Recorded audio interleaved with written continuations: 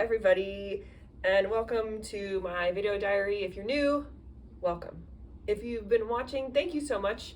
I think that it's kind of nuts when people care about what I have to say or what I'm doing, but I feel like that's pretty common amongst people who are sharing to the universe, that we feel like, who gives a shit about what I have to say? I've been working on that a lot. A big part of my human design is my defined throat center. I only have two defined centers, ajna and throat. And the throat is here to speak and to put things out in the world, action, that kind of stuff.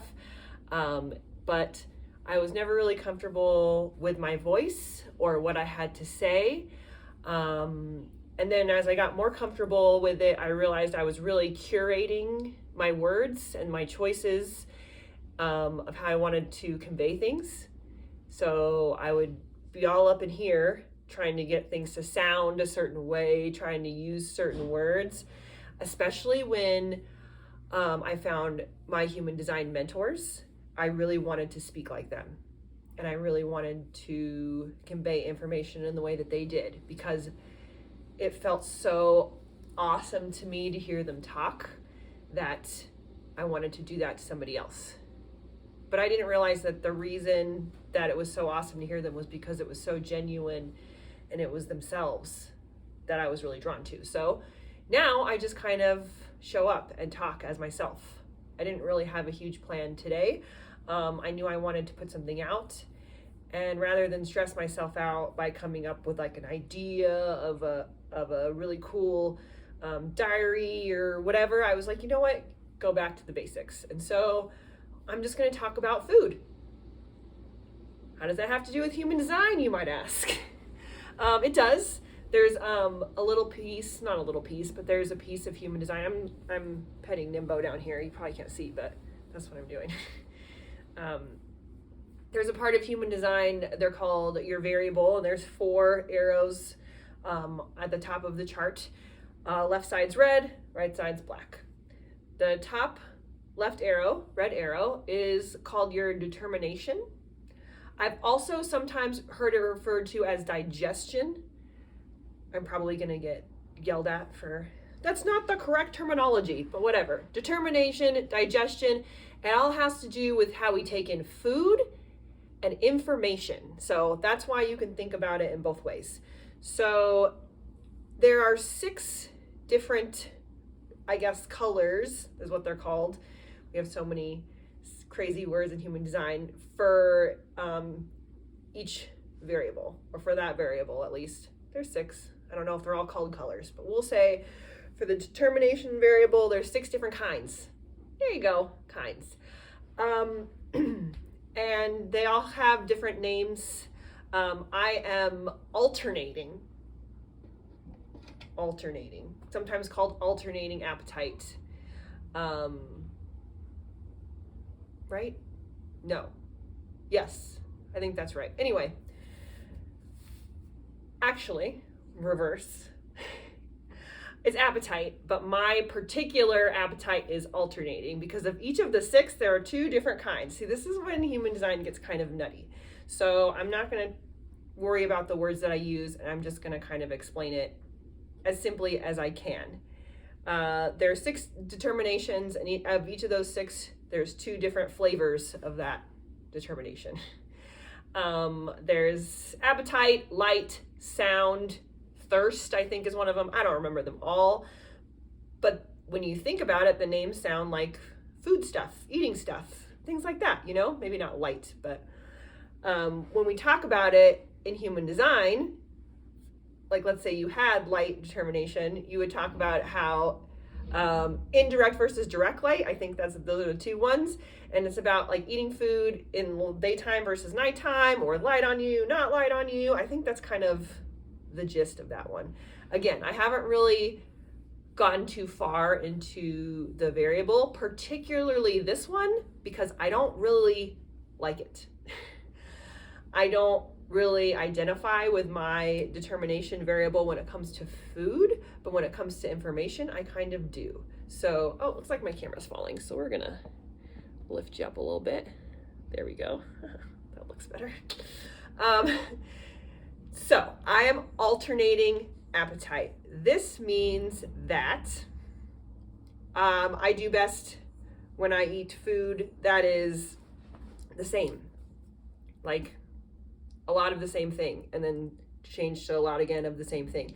It's basically not about mixing food, like keeping food separate, and eating very, very simply, like a caveman or something, like just eating really simple foods, which I like that idea, but I love to mix my foods. I love to do the mixies. I like stews. I like, I don't know, things that you put all the stuff together, soups, salads, sandwiches, really anything, burritos, hello. Like all Mexican food is just a jumble of stuff. And that's how I like to eat. I also really enjoy cooking and making food for myself and my husband. He's a lot pickier of an eater than me, which I remember growing up, my stepdad was a very, very picky eater, and my mom complained constantly because she was not. She'd eat anything and everything. And so she always had to make special stuff for him or buy special things for him, and she just found it annoying. And I always told myself growing up, I'm like, I'm gonna meet somebody who loves food as much as me and will just eat everything and anything. I have some things. I'm not a big spicy person. I'm not a big seafood person. But you know, my husband doesn't like vegetables, onions, tomatoes, really green stuff of any kind. He doesn't like a lot going on. That's his terminologies. He doesn't like a lot going on. So simple for him is better, which is hilarious for me to think about because that's kind of how I'm supposed to be eating. I don't remember his determination. I honestly don't remember. But anyway, so I've always loved to cook. So when I figured this out about my determination, I was kind of bummed out because I was like, well, if I'm going to do this human design thing and be serious about it, then I need to follow how I'm supposed to eat and how I'm supposed to digest food and information and all that stuff. And for me, it's like, all right, eat carrots and then eat chicken and then eat this. And that just sounds just awful. So instead of worrying so much about it, I just kind of let it go.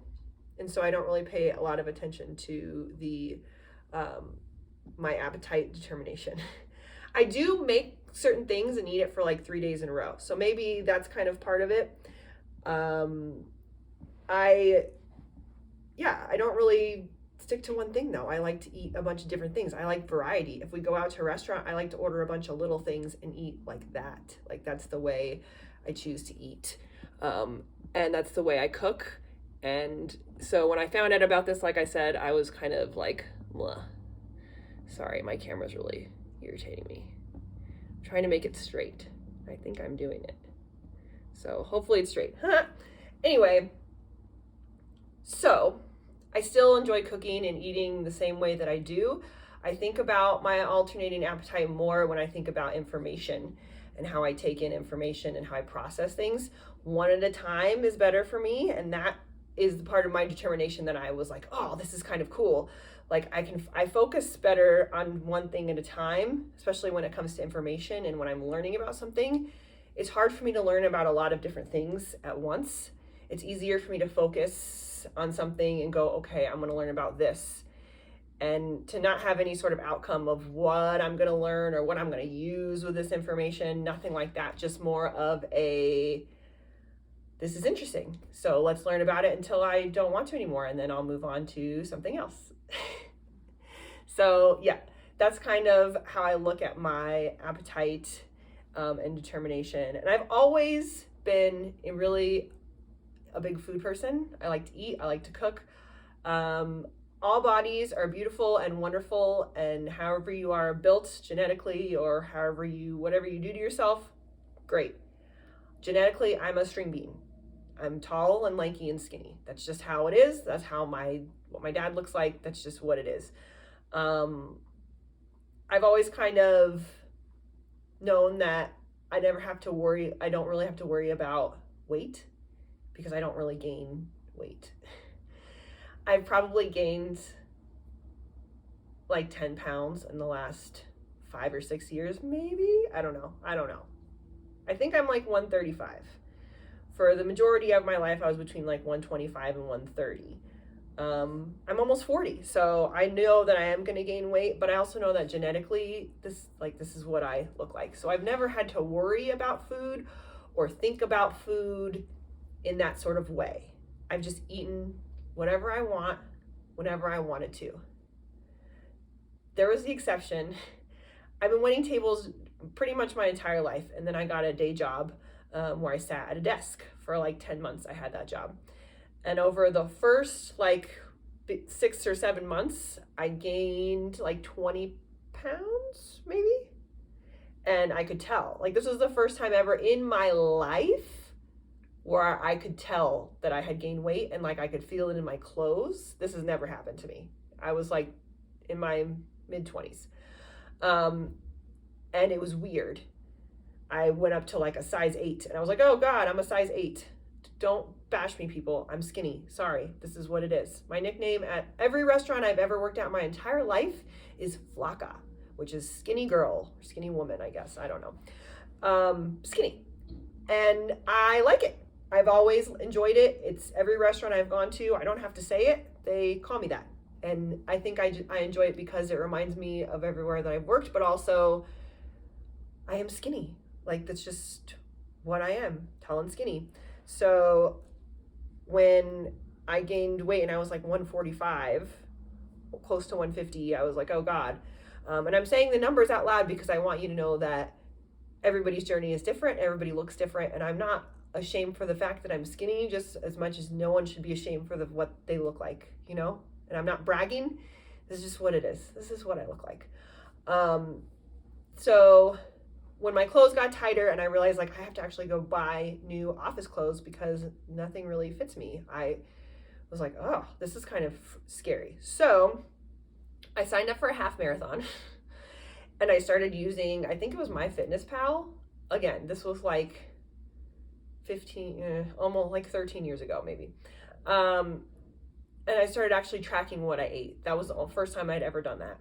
And I was pretty good at it, and I did the half marathon, and I changed jobs back to waiting tables. So I kind of went back. Like, I went back to the weight that I always been. And I know people and I have friends who have to eat so strictly and so cleanly or else they just gain weight. And for me, it was, I just had to kind of see what I was doing. And then I was like, oh, okay. And I had to exercise a little bit more. But it wasn't particularly hard for me. And again, that was that. But the reason that I wanted to talk about all this is because I know, sorry, they're doing construction and stuff outside. I know that food is kind of a touchy subject for people. And I've never used food for anything but food tastes good and I'm hungry.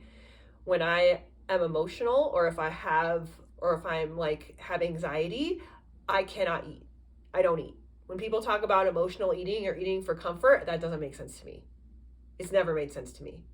My stomach feels like I want to barf when I have anxiety or any sort of negative connotation emotions. I don't eat. So for me, food has never been something that I turn to when I'm stressed or anything like that. It just has never been that way. I eat when I'm hungry, and I eat when something looks good, which is often. And I know that I could eat better. I eat a lot of sugar. I have a huge sweet tooth. I also love to bake, and I'm a pretty damn good baker. So that kind of sucks because when you bake delicious, wonderful things, freshly baked goods, they have a shelf life of like 2 days, maybe 3 if you're lucky, depending on what you're making. And if it's delicious and amazing and you worked hard on it, you don't want it to go to waste. So you eat it. I eat it. And that's kind of something that I realized. I was like, shit, I'm eating like 3 dozen cookies because I don't want them to go to waste because I did such a great job. So I started taking cookies to work. And I freeze small batch raw cookie dough balls in my freezer. And then if I want a couple, then we do it that way, because otherwise I can eat a dozen cookies in a day very easily. I can eat half a cake. And baked goods are like, there's this particular bakery we live by, and I am a good baker, but I don't do pastry. Like, pastry is hard. That's legit baking. And there's this European bakery called Taste of Denmark. I'm gonna blow them up here because they're amazing, that we go to, and they do such delicious pastries. And pastries in particular don't last very long. So I know when I get them, I'm like, okay, what am I going to eat in one day? And that's what I try to get, because if I get everything I want, I will eat everything in one sitting. I'm like a betta fish. If you ever had a betta fish growing up, if you just feed them, they'll eat no matter if they're hungry or not. So, and then their stomach explodes, and it's a whole deal when you're like a 5-year-old kid. Very dramatic. Anyway, so yeah, I know food hits people in a lot of different places, but from where I come from personally, inside, like my inner stuff, I love food. I eat a lot of food. I like to cook, mostly because I don't like to spend money at restaurants, especially now. It's kind of insanity. Yeah, groceries are expensive, but try going out to eat and spending like $60 for 2 people for like a Thai meal. And I know that's not even that much. That's takeout. That's getting it, going and getting it and bringing it to our house. That's not even eating in a restaurant. It's just, it's insane. So I'd much rather cook for myself, because I know what I'm putting in the food and it's cheaper. But yeah, so that's kind of what I wanted to talk about today. Kind of moral of the story is that there's certain parts of your human design that you look at and you're like, this doesn't sound like me, or I don't really connect here. There's so many other places to go with your design. So many other things. If any other piece that you're interested, I just did a reading recently, and I said she was actually interested in learning about human design in general, not just her own, but like learning about it. And I said, it's a really convoluted, complicated system. And when you look at it, it can be very overwhelming. Like, what the hell? Where do I begin? For me, you don't necessarily have to begin at the beginning, which a lot of people do. There's a beginning point of human design. Type is the beginning, but type, strategy, authority, and profile is kind of where we all say to start. But if you are like, hey, this gates thing is really interesting to me, or I'm really interested in the throat center since you just talked about it, Janelle, or anything like that, then you can start there.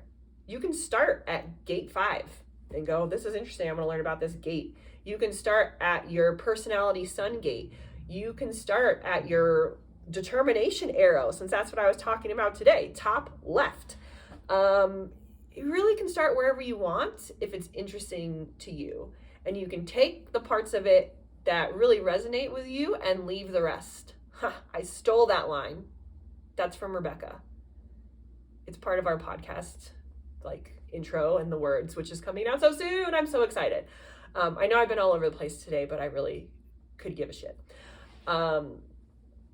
So yeah, take the parts of human design that you think are interesting, leave the rest. If there's something that you're just like, this doesn't sound like me at all.